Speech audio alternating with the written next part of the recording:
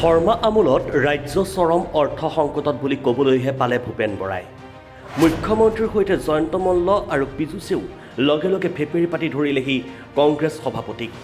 বিজেপিৰ আমোলত চুপাৰী কয়লা আদিৰ চিণ্ডিকেট পূৰ্ণগতিত বুলি অখিল গগৈ বিস্ফোৰক অভিযোগ আনিছিল। চুপাৰী বস্তাৰ মাজত আগ্নেয়াস্ত্ৰ ড্ৰাগছৰ গোপন সৰবৰাহৰ কথা কৈছিল অখিল গগৈয়ে। অভিযোগেই নহয়, মুকলিকৈয়ে চিণ্ডিকেট কাণ্ডাৰী হৰেণ মহন্তৰ নাম লৈছিল গগৈয়ে। চৰকাৰৰ আশীষপুষ্ট মহন্তৰ নাম ভুলতো অসমৰ নিউজ পেপাৰ নিউজ চেনেলত নোলায় বুলিও অখিল গগৈয়ে আক্ষেপ কৰিছিল। এসপ্তাহ হ'বৰ হ'ল ৰজাঘৰৰ পৰা অখিলৰ অভিযোগৰ কোনো উত্তৰ নাহিল। ড্ৰাগছ AK-47 আগ্নেয়াস্ত্ৰৰ অবৈধ সৰবৰাহৰ কথা ওলোৱাৰ পিছতো নীৰৱ নিস্তব্ধ দিছপুৰ। অখিলৰ অভিযোগ অস্বীকাৰ কৰি মানহানিৰ গোচৰ তৰাৰ সাহস কিয় নাই হৰেণ মহন্তৰ। দৃশ্যপট 1। প্ৰদেশ কংগ্ৰেছৰ সভাপতি ভূপেন কুমাৰ বৰাই অভিযোগ কৰে, মুখ্যমন্ত্ৰী হিমন্ত বিশ্ব শৰ্মাৰ কাৰ্যকালত বিধ্বস্ত অসমৰ অৰ্থনীতি ভয়ংকৰ দুৰ্দিনৰ দিশে আগুৱাইছে ৰাজ্য।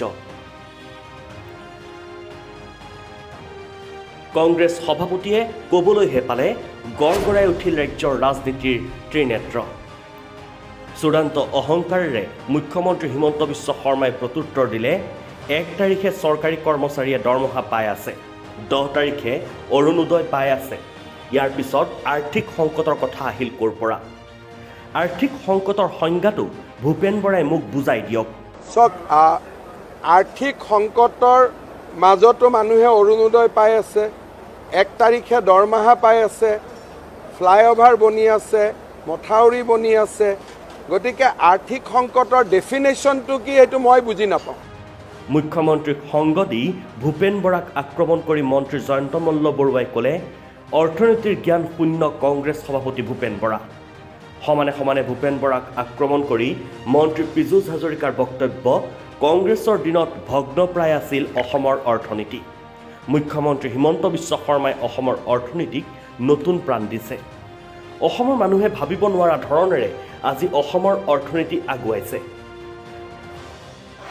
দৃশ্যপট 2। সংবাদমেলত অখিল গগৈ বিস্ফোৰণ। ভাৰতবৰ্ষৰ প্ৰধানমন্ত্ৰীৰ কাৰ্যালয়ে অসম চৰকাৰক নিৰ্দেশ দিছিলে যে অসমৰ মাজেদি যি অবৈধ বাৰ্মিজ বা ম্যানমাৰৰ চুপাৰী পাৰ হৈ যায় বা ইণ্ডোনেছিয়াৰ চুপাৰী পাৰ হৈ যায়, এই চুপাৰীৰ কাৰবাৰটো বন্ধ কৰিব লাগে। এইকাৰণে দিছিলে যে চুপাৰীৰ মাজত, চুপাৰীটো যিহেতু ইণ্টাৰনেশ্যনেল বস্তু এটা, আৰু যিহেতু সেইটোত ভাৰত চৰকাৰৰ লগত ম্যানমাৰ বা বাৰ্মাৰ চৰকাৰৰ চুপাৰীক লৈ কোনো চুক্তি নাই, গতিকে অসমলৈ বা ভাৰতলৈ চুপাৰী আহিবই নোৱাৰে। সেইকাৰণে কি কৰে, কাষ্টম ডিউটি ল'ব নোৱাৰে চুপাৰীৰ ওপৰত। কাষ্টম ডিউটি ল'ব নোৱাৰাৰ কাৰণে কি হয়, ইণ্টাৰনেশ্যনেল চেকিংটো নহয় চুপাৰী।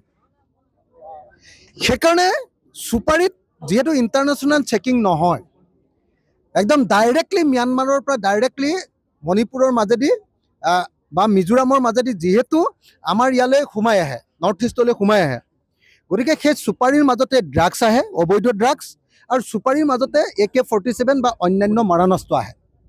সেইকাৰণে কেন্দ্ৰীয় চৰকাৰে নিৰ্দেশ দিছিলে যে চুপাৰীটো কোনো পৰ্যায়ে আহিবলৈ দিব নালাগে। কাৰণ চুপাৰীৰ মাজেদি যি ড্ৰাগছ আহে, চুপাৰীৰ মাজেদি যি বন্দুক বাৰুদ আহে, বোমা আহে, AK-47 আহে, এইটোৱে গোটেই ভাৰতবৰ্ষৰ সাৰ্বভৌমত্বৰ কাৰণে ই এটা অত্যন্ত ভয়ংকৰ ঘটনা। কিন্তু তাৰ পাছতো অসমৰ মুখ্যমন্ত্ৰী হিমন্ত বিশ্ব শৰ্মা নামৰ মানুহজনে এতিয়ালৈকে সম্পূৰ্ণৰূপে অসমত চুপাৰী বন্ধ কৰাৰ ব্যৱস্থা গ্ৰহণ কৰা নাই।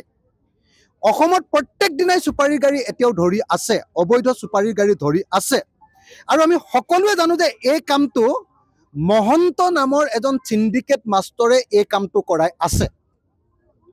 অসমৰ যিটো নেশ্যনেল হাইৱে আছে, এই নেশ্যনেল হাইৱেটো পাৰ কৰি দিয়াৰ দায়িত্বটো হৰেণ মহন্ত নামৰ এজন চুপাৰী মাষ্টৰে এই কামটো লৈ আছে। এতিয়া কোনো টিভি, কোনো বাতৰি কাগজে হৰেণ মহন্তৰ নামটো নলয়। আৰু হৰেণ মহন্তক যে এজন মন্ত্ৰী বা মন্ত্ৰীৰ কেইজনমান মন্ত্ৰীয়ে বা অসমৰ মুখ্যমন্ত্ৰীৰ অফিচৰ পৰাই যে ছাপৰ্ট দি আছে, এই কথাটো কোনেও নকয়। অৰ্থাৎ অসমৰ মুখ্যমন্ত্ৰীৰ কাৰ্যালয়ৰ পৰা আৰু কেইজনমান মন্ত্ৰীৰ তত্বাৱধানত অসমত আজিৰ দিনটোতো ভাৰতবৰ্ষৰ প্ৰধানমন্ত্ৰীয়ে বন্ধ কৰি দিয়া চুপাৰী চিণ্ডিকেট আজিৰ দিনটোতো চলি আছে। আৰু চুপাৰীৰ ভিতৰত এতিয়াও ড্ৰাগছ আনি থকা হৈছে। চুপাৰীৰ ভিতৰত এতিয়াও AK-47, AK-56 আৰু অন্যান্য বোমা বাৰুদ আনি থকা হৈছে। আৰু চুপাৰীৰ টকাৰে এতিয়াও অসমৰ আৰু উত্তৰ পূৰ্বাঞ্চলৰ উগ্ৰপন্থী সংগঠনে এতিয়াও সশস্ত্ৰ সংগঠনে এতিয়াও পইচা পাই আছে। গতিকে মই ভাবোঁ যে ভাৰতৰ সাৰ্বভৌমত্বৰ কাৰণে চুপাৰী এই কাৰবাৰটো এটা ভয়ংকৰ ঘটনা।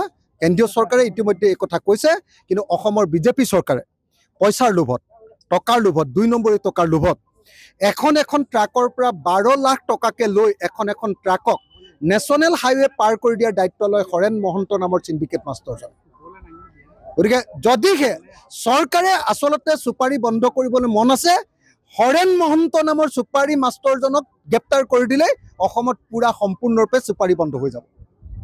আৰু যদি হৰেণ মহন্তক চুপাৰী চিণ্ডিকেট চলোৱাৰ কাৰণে গ্ৰেপ্তাৰ নকৰে, তেতিয়াহ'লে মনত ৰাখিব লাগিব যে অসম চৰকাৰে কেন্দ্ৰীয় চৰকাৰক ফাঁকি দি অসমত চুপাৰী চিণ্ডিকেট চলাই আছে।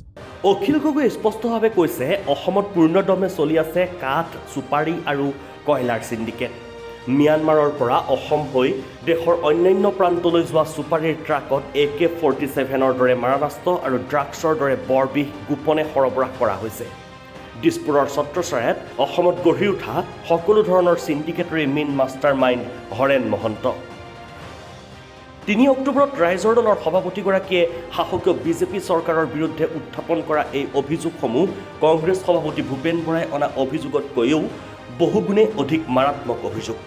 অখিল গগৈ অনা 4টা মাৰাত্মক অভিযোগ হ'ল, ৰাজ্যত পূৰ্ণদমে অব্যাহত আছে কাঠ, কয়লা আৰু চুপাৰীৰ চিণ্ডিকেট। এই চিণ্ডিকেটসমূহলৈ মুখ্যমন্ত্ৰী আৰু মন্ত্ৰীসভাৰ কেইবাজনো সদস্যৰ সমৰ্থন থকাৰ অভিযোগ। চুপাৰীৰ ট্ৰাকত গোপনে অত্যাধুনিক AK-47ৰ দৰে মাৰণাস্ত্ৰ আৰু ড্ৰাগছৰ দৰে বৰবিষ সৰবৰাহৰ অভিযোগ। আৰু শৰ্মা আমোলত চলি থকা সকলো চিণ্ডিকেটৰ মেইন মাষ্টাৰ মাইণ্ড হিচাপে স্পষ্টভাৱে লোৱা হৈছে হৰেণ মহন্তৰ নাম। 4টাকৈ অতি বিস্ফোৰক অভিযোগ অনাৰ পিছতো অখিল গগৈক উত্তৰ দিয়াৰ সাহসেই নহ'ল দিছপুৰ শৰ্মা চৰকাৰৰ। খুদ চৰকাৰৰ পৃষ্ঠপোষকতাতেই ৰাজ্যজুৰি চিণ্ডিকেট ৰাজ চলি থকাৰ কথা কোৱা হ'ল যদিও অখিল গগৈক কিন্তু ফেপেৰি পাতি ধৰাৰ সাহস নহ'ল মুখ্যমন্ত্ৰী হিমন্ত বিশ্ব শৰ্মা, মন্ত্ৰী পীযুষ হাজৰিকা আৰু মন্ত্ৰী জয়ন্ত মল্লবৰুৱাৰ। নিজৰ অভিযোগত অখিল গগৈয়ে স্পষ্টকৈ কৈছে যে চিণ্ডিকেটৰ মাষ্টাৰ মাইণ্ড হৰেণ মহন্তক ধৰিলেই চিণ্ডিকেটত কোন কোন জড়িত আছে সকলোবোৰ ওলাই পৰিব। কিন্তু চিণ্ডিকেটৰ অভিযোগ সন্দৰ্ভত দিছপুৰৰ আজিলৈকে তদন্ত ঘোষণা কৰা সাহস নহ'ল। অখিল গগৈ অনা অভিযোগসমূহৰ ভিতৰত সবাতোকৈ ভয়ংকৰ কথাটো হ'ল, চুপাৰীৰ ট্ৰাকত গোপনে AK-47ৰ দৰে অত্যাধুনিক মাৰণাস্ত্ৰ আৰু ড্ৰাগছৰ দৰে বৰবিষ কঢ়িয়াই থকা হৈছে। খুবেই স্পৰ্শকাতৰ এই বিষয়টোত অসম আৰক্ষীৰ সঞ্চালক প্ৰধান GP সিঙে লগে লগেই তৎপৰ হৈ উঠিব লাগিছিল যদিও তেখেতকো সম্পূৰ্ণ নিশ্চুপ হৈ থকাহে পৰিলক্ষিত হয়। আৰু সবাৰে শেষত হৰেণ মহন্ত। অসমত চলি থকা সকলো চিণ্ডিকেটৰ মেইন মাষ্টাৰ মাইণ্ড হিচাপে অখিল গগৈ অতি স্পষ্টভাৱে হৰেণ মহন্তৰ নাম লৈছে।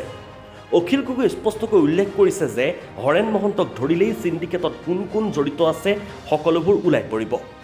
এসপ্তাহ হ'বৰ হ'ল অখিল গগৈ অনা বিস্ফোৰক অভিযোগ আজিলৈকে হৰেণ মহন্তই কিয় অগ্ৰাহ্য কৰিব পৰা নাই। অখিলৰ অভিযোগ সন্দৰ্ভত হৰেণ মহন্তৰ মুখৰ পৰা কিয় টু শব্দ এটাও আজিলৈকে উচ্চাৰণ হোৱা নাই। অখিল গগৈ যদি মিছা কথাই কৈছে, মিছা অভিযোগ আনিছে, তেনেহ'লে হৰেণ মহন্তই আজিলৈকে কিয় অখিল গগৈৰ বিৰুদ্ধে ন্যায়িক আদালতৰ কাষ চাপিব পৰা নাই। বিধায়ক অখিল গগৈয়ে উত্থাপন কৰা গুৰুতৰ অভিযোগসমূহ মুখ্যমন্ত্ৰী হিমন্ত বিশ্ব শৰ্মা, মন্ত্ৰী পীযুষ হাজৰিকা, মন্ত্ৰী জয়ন্ত মল্লবৰুৱা, আৰক্ষী সঞ্চালক প্ৰধান GP সিং আৰু প্ৰধান অভিযুক্ত হৰেণ মহন্তই আজিলৈকে অস্বীকাৰ কৰিব নোৱাৰাৰ ঘটনাই আজি যেন অসমৰ ৰাইজক স্পষ্টকৈ কৈ দিছে, ডাল মে কুছ কালা হে। News desk report, any political.